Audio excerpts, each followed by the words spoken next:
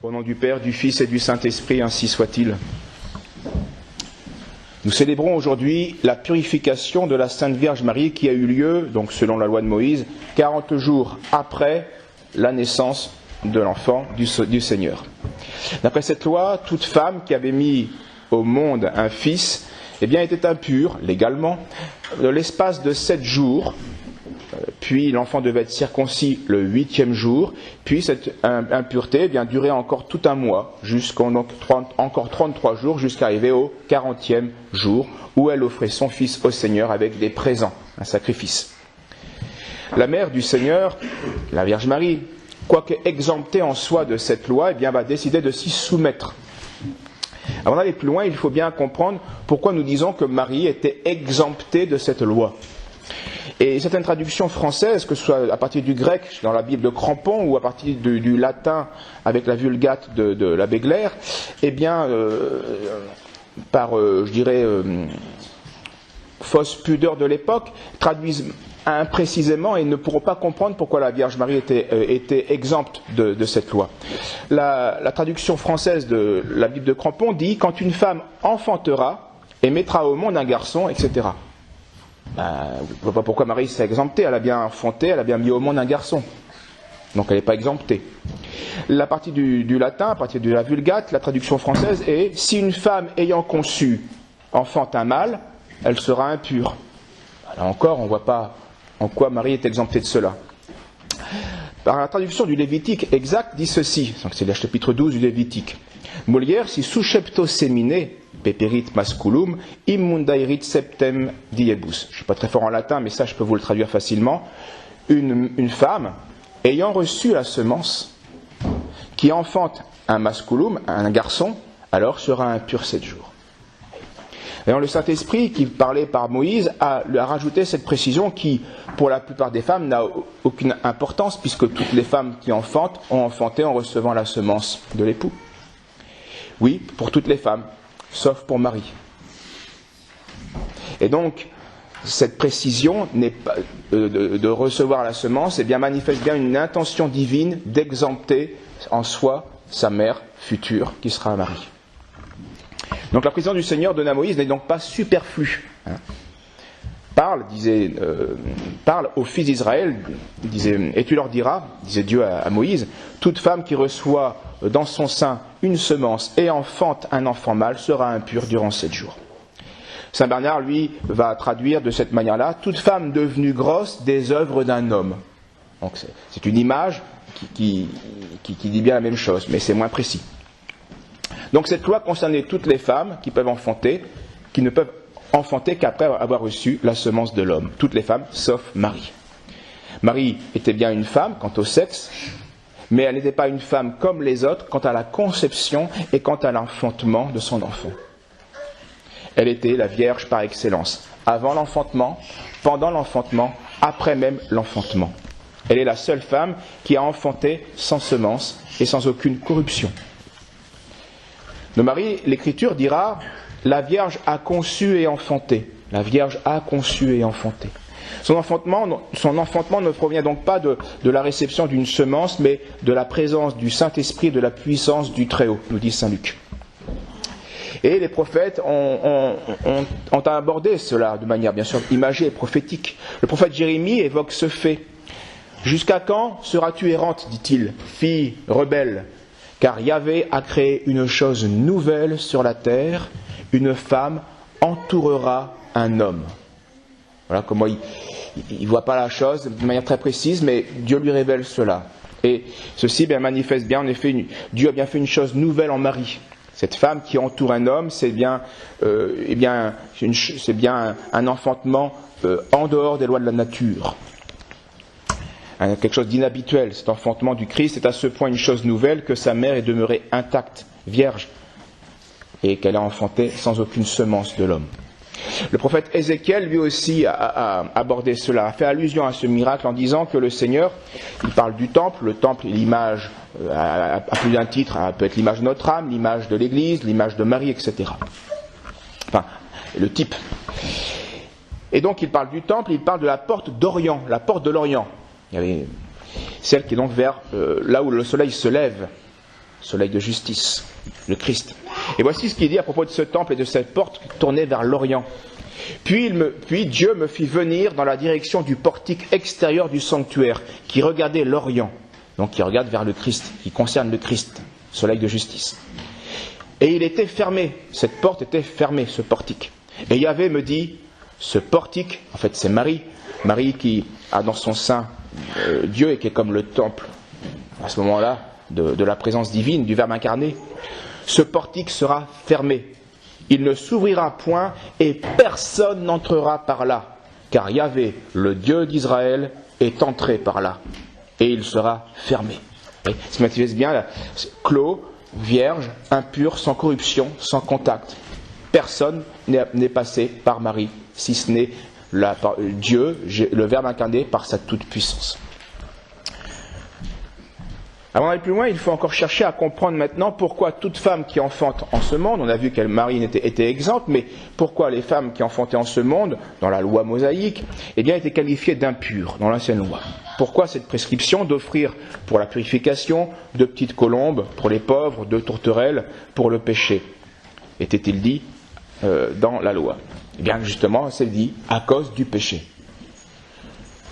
Car celui qui naît, qu'il soit d'un sexe masculin ou d'un sexe féminin, l'Écriture le déclare impur.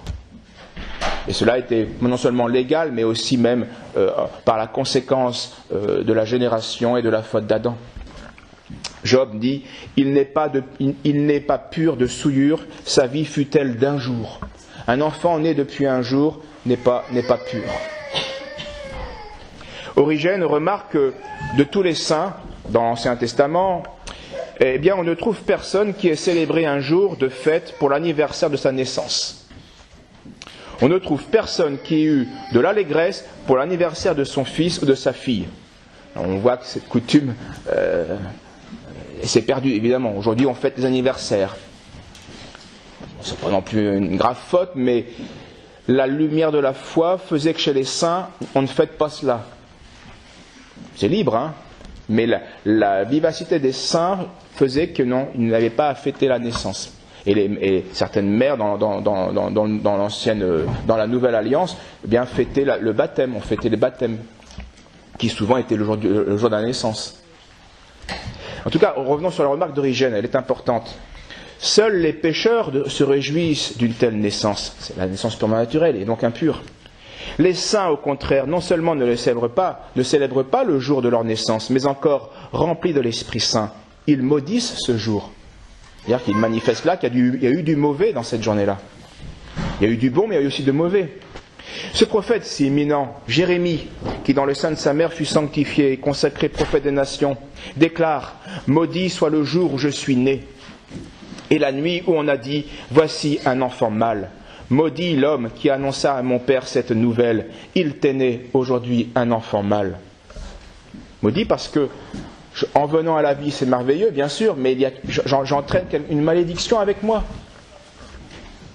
Crois-tu que le prophète, dit Origène, ait pu proférer des imprécations si violentes et si graves s'il ne savait qu'il y avait dans cette naissance corporelle quelque chose qui semble mériter des malédictions de cette sorte ? Et qui pousse le législateur à dénoncer tant d'impuretés et à imposer en conséquence des purifications proportionnées. Autre exemple de saint homme qui a eu le même réflexe, l'homme Job. Lui aussi, inspiré par l'Esprit Saint, déclare « Maudit soit le jour où je suis né. Personne n'est pur de souillure, sa vie fut-elle d'un jour. » Et puis encore un troisième exemple donné par Origène d'un saint homme qui maudissait sa naissance, c'est le prophète David, le roi David. Dans l'iniquité, j'ai été conçu, dans le péché, ma mère m'a formé. Donc maudit à cause du péché qui crée le désordre, de la concupiscence, puis la mort et toutes les peines que nous connaissons. Cela nous fait comprendre la pratique aussi de l'Église de donner le baptême pour la rémission des péchés, même aux petits-enfants, qui eux aussi sont impactés par la faute originelle. Le baptême nous fait enfants de Dieu, nous ouvre le ciel. Et c'est ce qui est annoncé en figure, eh bien, les rites anciens de la circoncision, qui était donné le 8e jour, et cette purification de la mère, qui était donnée le 40e jour. 40e jour, vous savez que c'est le symbole de la fin de la vie terrestre, donc du pèlerinage terrestre. La première semaine d'impureté, avant la circoncision, eh bien, représentait cette vie présente, une semaine, 2 jours, une semaine, donc la création, le temps, la vie temporelle. Donc cette première semaine,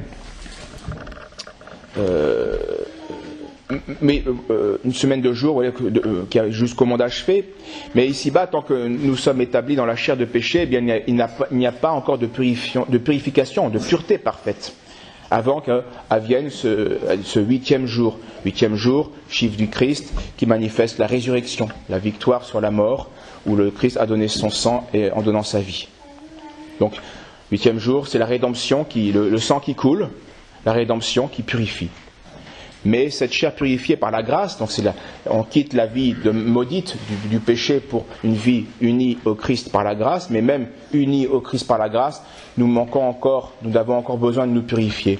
D'où ces 33 jours pour arriver au 40e jour dans la loi de Moïse. Cette chair purifiée par la grâce du Christ, dans ce siècle, même si elle profite de la passion et de la résurrection, n'est pas encore arrivée à la gloire du siècle futur, avec une purification parfaite et une résurrection définitive. Remarquez pourtant, que toutes ces réalités du péché qui concernent les hommes, qui permet de maudire le jour de notre naissance, ne concernaient donc ni Jésus ni Marie, à aucun point, qui était elle l'Immaculée Conception et lui le Saint des Saints. Alors pourquoi Jésus et Marie ont-ils décidé de se soumettre à toutes ces lois figuratives qui ne concernaient que les pécheurs, nous ? Pourquoi se sont-ils chargés du fardeau de cette loi ? Quel besoin de purification avaient-ils, puisque absolument rien d'impur ne les concernait ? Jésus a voulu être circoncis, puis être offert au temple. En conséquence, Marie, la bienheureuse Vierge Marie, allait faire de même, allait se laisser être purifiée. Et tout cela à cause du péché, nous l'avons déjà évoqué. Non pas de leur péché, mais des nôtres. Non pas en raison de notre besoin à nous et à raison de leur mission à eux, puisqu'ils avaient, par la décision divine, le ministère rédempteur à accomplir, de rédemption à accomplir. Donc Marie a accepté de mettre au monde divinement un enfant, un fils divin et rédempteur, et elle se devait donc d'être elle aussi coopératrice, donc co-rédemptrice, donc ayant sa part aussi d'humiliation et de souffrance. Elle devait donc, elle, la Vierge consacrée, offrir son Fils en sacrifice, présenter au Seigneur le fruit béni de ses entrailles. Elle offrait donc ce jour-là, pour notre réconciliation à nous, cette hostie sainte et agréable, qui était ce Christ innocent, qui était venu pour mourir, pour souffrir, pour nous sauver. La Vierge, pure, accepte donc elle aussi gratuitement de souffrir pour sauver nous, les coupables, que son Fils vient racheter. Aujourd'hui, le jour de la présentation, elle le fait de manière symbolique en sacrifiant, réel dans son cœur, mais extérieurement symbolique, en sacrifiant des tourterelles à la place de l'enfant. Mais un jour viendra où c'est le propre sang du Christ qui va couler pour la rédemption du peuple. Donc, circoncision et purification sont comme circoncision et purification et présentation sont comme les prémices du vrai sacrifice. On appelle ça le sacrifice du matin. C'est dans la loi ancienne, là encore c'était figuratif, il y avait un sacrifice le matin, très important, et un sacrifice le soir. C'était ça qui rythmait toute la journée liturgique de l'ancienne loi. Sacrifice du matin, sacrifice du soir. Circoncision, présentation, c'est le sacrifice du matin. C'est au premier jour de la vie du Christ, du Rédempteur. Et puis la deuxième oblation, sacrifice du soir, celui qui se fera à la plénitude de l'âge du Christ, à 33 ans, sur la croix. Ce jour-là, Marie sera encore présente.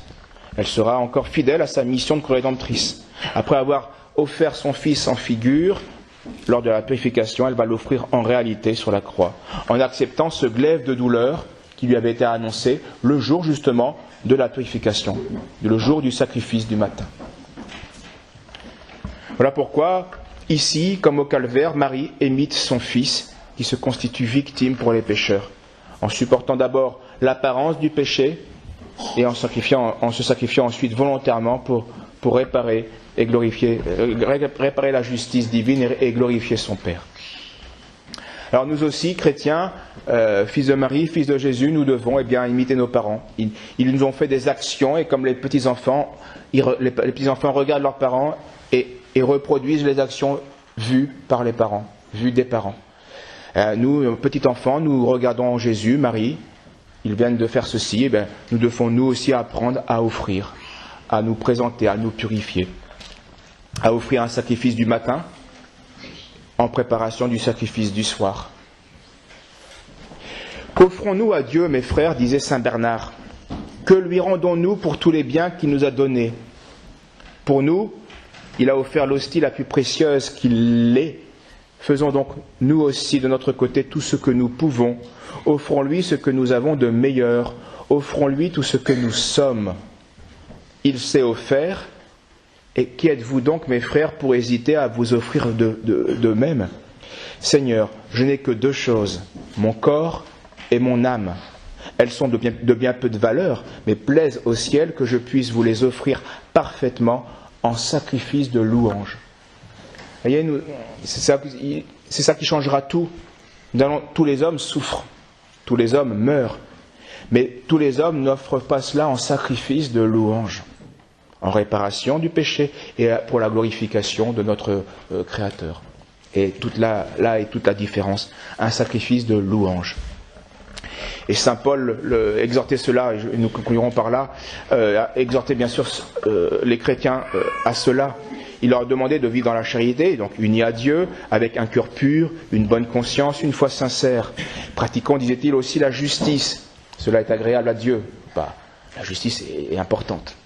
Je vous exhorte, mes frères, disait saint Paul, par la miséricorde de Dieu, à offrir vos corps comme une hostie vivante, sainte, agréable à Dieu. C'est là le culte spirituel que vous lui devez. C'est un dû. Ça s'appelle la religion, une vertu de justice. Nous lui devons cela. Offrir son corps, ça veut dire offrir sa vie, mais aussi ses souffrances, ses maladies et ultimement sa mort. C'est là le culte spirituel que vous lui devez. Et ne vous conformez pas au siècle présent, mais transformez-vous par le renouvellement de l'esprit, afin que vous éprouviez quelle est la volonté de Dieu, ce qui est bon, agréable et parfait. En vertu de la grâce qui m'a été donnée, il va donner un dernier conseil, parce qu'on peut s'exalter et s'illusionner dans ce culte spirituel. En vertu de la grâce qui m'a été donnée, je dis à chacun de vous de ne pas s'estimer plus qu'il ne faut, mais d'avoir des sentiments modestes, chacun selon la mesure de la foi que Dieu lui a départie. Au nom du Père, du Fils et du Saint-Esprit, ainsi soit-il.